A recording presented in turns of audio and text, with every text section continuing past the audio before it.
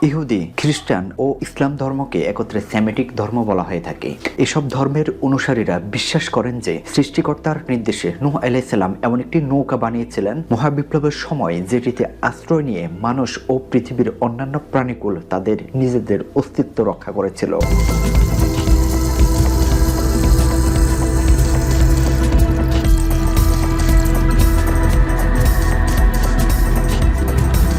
কিন্তু মহাবিপ্লবের পর বিশাল আকৃতির সেই নৌকার পরিণতি কি হয়েছিল? সেটির অস্তিত্ব কি এখনো টিকে রয়েছে?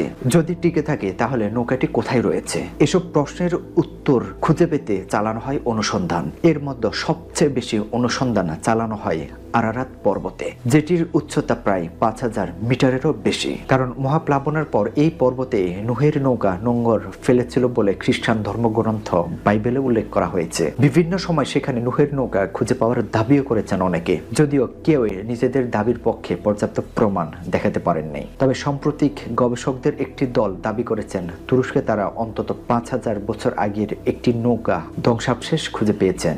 এটি নূহের নৌকার ধ্বংসাবশেষ বলে তারা ধারণা করছেন। খ্রিস্টানদের ধর্মীয় গ্রন্থ বাইবেলে এবং মুসলমানদের ধর্মীয় গ্রন্থ কোরআনে নূহের নৌকার বানানোর প্রেক্ষাপট ও মহাপ্লাবনের একই ধরনের দুটি বর্ণনা রয়েছে। খ্রিস্টান পণ্ডিতদের মতে নূহ ছিলেন আদম বংশের 10ম উত্তরাধিকারী। মহাপ্লাবনের প্রেক্ষাপট তুলে ধরে বাইবেলের আদি পুস্তক দ্য বুক অব জেনেসিসে বলা হয়েছে যে আদমের মৃত্যুর অনেক বছর পর পৃথিবীর মানুষ সৃষ্টিকর্তাকে ভুলে গিয়ে মারামারি, হানাহানি ও অন্যান্য খারাপ কাজে লিপ্ত ছিল। তাদেরকে সঠিক পথে ফেরানোর জন্য সৃষ্টিকর্তা নূহকে পাঠিয়েছিলেন, কিন্তু তখনকার অধিকাংশ মানুষই নূহের দেখানো পথে হাঁটেননি, নূহ আলাইহিস সালামকে মেনে নেননি। এমন পরিস্থিতিতে সৃষ্টিকর্তার সিদ্ধান্ত নিলেন যে এক মহাপ্লাবন সৃষ্টি করে বিপদগামীদের ধ্বংস করে দিবেন। এরপর নূহকে বড় আকৃতির একটি নৌকা বানাতে বলা হয়।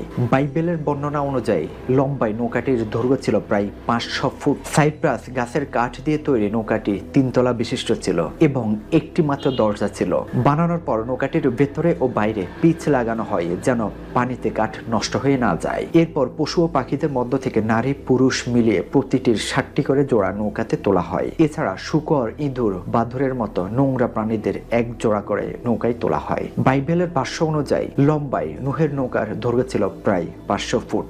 নোংরা প্রাণী বলতে সেসব প্রাণীকে বোঝানো হয়েছে যেগুলো পালন ও মাংস খাওয়ার ব্যাপারে বাইবেল গ্রন্থে নিষেধাজ্ঞা দেওয়া হয়েছে। জোড়ায় জোড়ায় পশু পাখি তোলার পর নূহ তার পরিবারের সদস্যদের নিয়ে নৌকায় ওঠেন। এরপর সৃষ্টিকর্তা নৌকার দরজা বন্ধ করে দেন। দ্য বুক অব জেনেসিসের বর্ণনা অনুযায়ী 3 তলা নৌকার নিচতলায় ছিল জন্তু জানোয়ার, দোতলায় ছিল মানুষ এবং উপরের তলায় ছিল পাখিকুল। এরপর শুরু হয় মহাপ্লাবন। প্রায় 40 দিন এবং 40 রাত ধরে মুষলধারে বৃষ্টিপাত হয়। তখন পৃথিবীর সবচেয়ে উঁচু পাহাড়ের চূড়া না ঢোপা পর্যন্ত পানি বাড়তেই থাকে বলে বাইবেলে বর্ণনা করা হয়েছে। এই মহাপ্লাবন 150 দিন স্থায়ী হয়েছিল।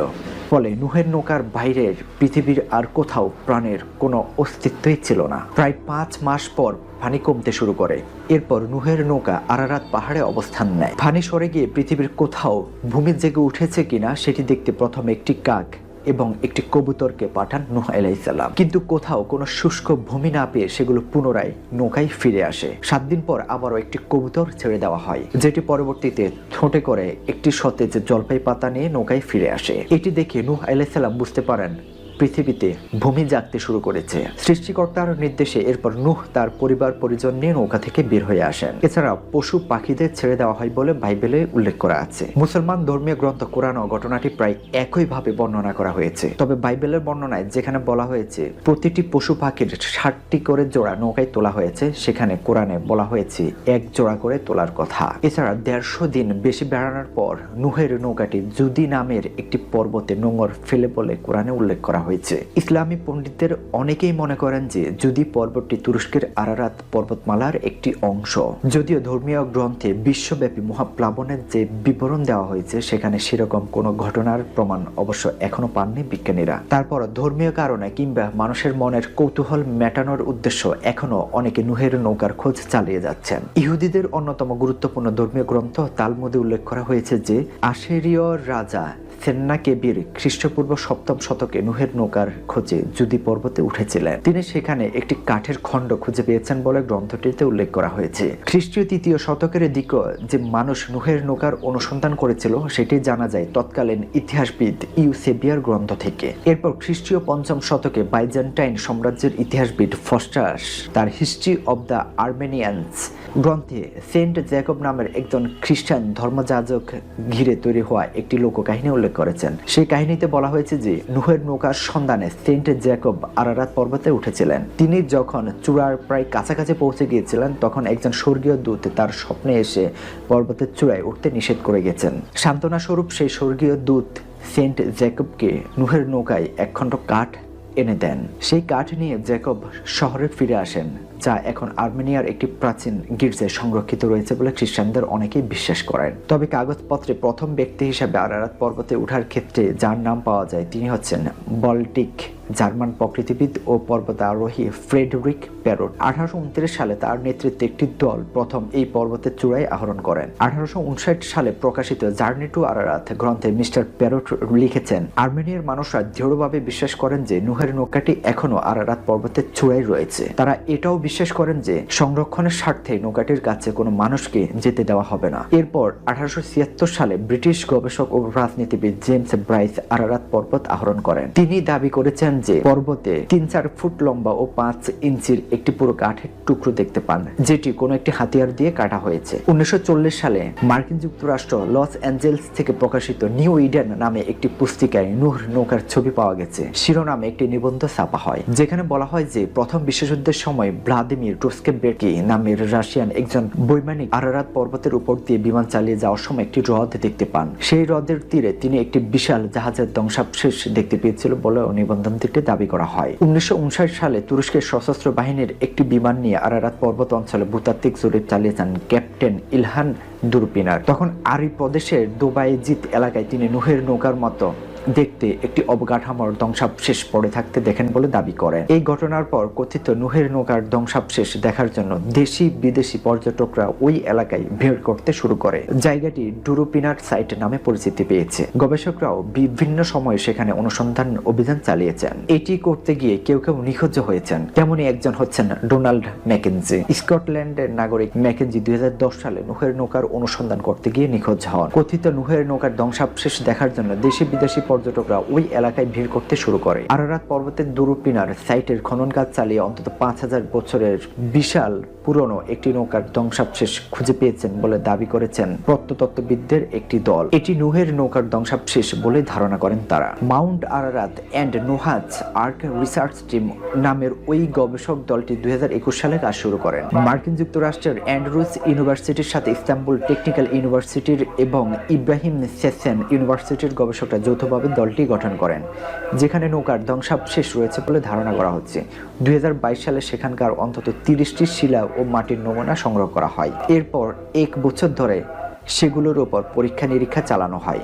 পরীক্ষার প্রাথমিক ফলাফলে নমুনাগুলোর মধ্যে কয়েক হাজার বছরের পুরনো কাদামাটির উপকরণ, সামুদ্রিক উপকরণ ও সামুদ্রিক খাবারের উপস্থিতিও পাওয়া গেছে বলে জানিয়েছেন গবেষকরা। এটি থেকে স্পষ্ট হয়েছে যে খ্রিস্টপূর্ব 5500 থেকে 3000 সালের মধ্যে এই অঞ্চলে মানুষের বসবাস ছিল।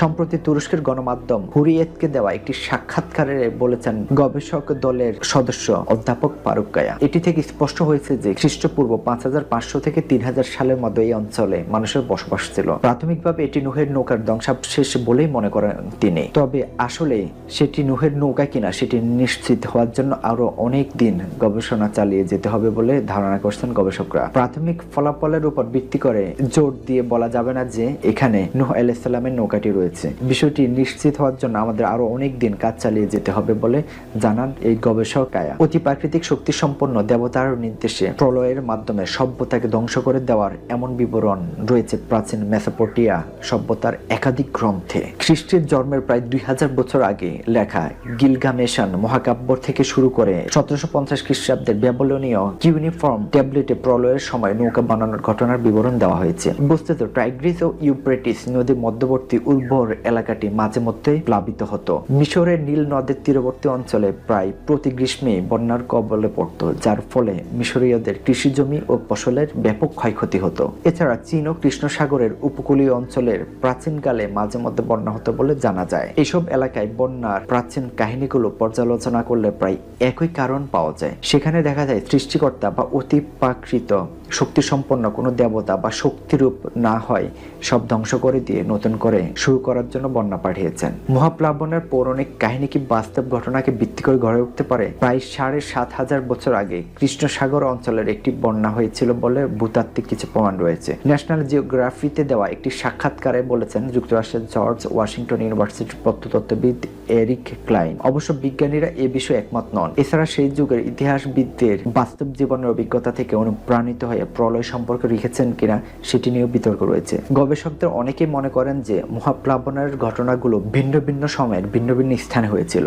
কালক্রমে সেই ঘটনাগুলো বিশ্বের বিভিন্ন দেশে মৌখিক এবং লিখিত ইতিহাসে ঢুকে পড়েছে বলেও ধারণা করা হয়। যদিও বিভিন্ন সময়ে যারা আরারাত পর্বতে উঠেছেন তাদের অনেকে সেখানে নুহের নৌকার ধ্বংসাবশেষ পেয়েছেন বলে দাবি করেন, কিন্তু বিজ্ঞান ভিত্তিক তথ্য প্রমাণ না থাকায় সেসব দাবি বিশ্বাসযোগ্য নয় বলে দাবি করেন প্রত্নতত্ত্ববিদরা। কিন্তু বিজ্ঞান ভিত্তিক তথ্য প্রমাণ না থাকায় সেসব দাবি বিশ্বাসযোগ্য নয় বলে মনে করেন প্রত্নতত্ত্ববিদরা। স্বীকৃত কোনো প্রত্নতত্ত্ববিদ এমন দাবি করেননি যে তারা নৌকাটির ধ্বংসাবশেষ খুঁজে পেয়েছেন। ন্যাশনাল জিওগ্রাফিতে দেওয়া একটি সাক্ষাৎকারে বলেছেন যুক্তরাষ্ট্রের ইউনিভার্সিটি অব নর্থ ক্যারোলিনার প্রত্নতত্ত্ববিদ জোডি ম্যাগনেস। তিনি আরো বলেন, প্রত্নতত্ত্ব গুপ্তধন খোঁজার মতো কোনো বিষয় নয়, বরং প্রত্নতত্ত্ব এমন একটি বিজ্ঞান যেখানে আমরা গবেষণার উদ্দেশ্য কিছু প্রশ্ন নিয়ে হাজির হই এবং আশা করি খনন কাজের মাধ্যমে সেগুলোর উত্তর পাওয়া যাবে। প্রত্নতত্ত্ববিদরা এসব কথা বললেও যারা সেমেটিক ধর্ম মানেন তাদের অনেকে এখনো বিশ্বাস করেন যে নুহের সময় মহাপ্লাবনের ঘটনাটি সত্যি ঘটেছিল এবং নৌকা তৈরি করা হয়েছিল। এক্ষেত্রে বাইবেল ও কোরআনে উল্লেখিত মহাপ্লাবনের বিবরণকে তারা প্রমাণ হিসাবে উপস্থাপন করে থাকেন। আর যারা মানেন না তাদের কাছে নুহের নৌকা ও মহাপ্লাবনের ঘটনাটি নিছক একটি পৌরাণিক কাহিনী ছাড়া কিছুই নন, কেননা ঘটনাটি বিজ্ঞান ভিত্তিক কোনো ব্যাখ্যা তারা মিলাতে পারে না।